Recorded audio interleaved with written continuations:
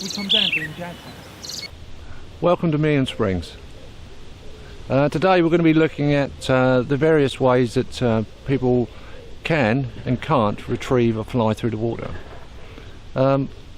Greg, my able assistant to my left, will demonstrate today the correct way in which to move a wet fly through the water and successfully hook into a fish and land a fish. We will also try to explain to you today the various faults that some people have and some of the problems that they do come across in this procedure.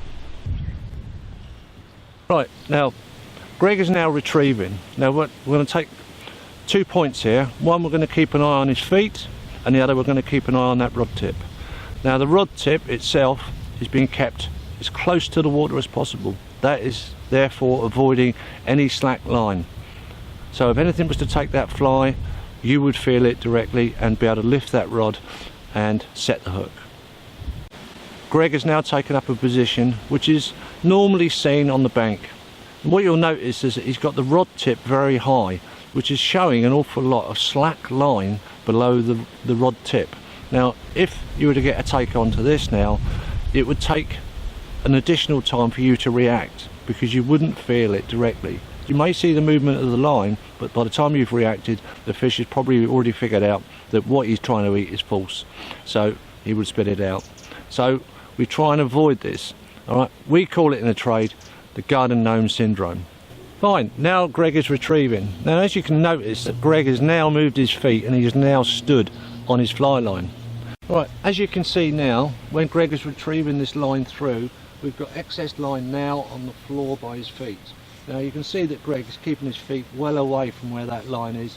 Should he get a take, there's nothing going to stop that line from going back out again if Greg needs to let that fish take a run.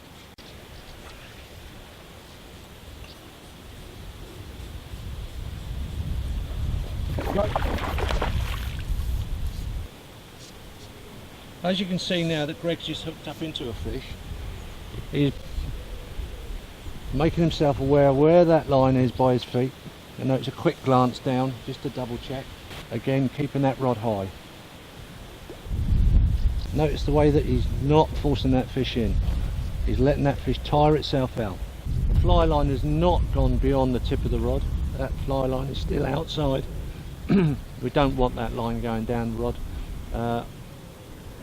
What could cause, if that line does go down through the rod, is that your braided loop could get caught on one of those eyes and snap the tip of your rod off. So avoid that at all costs.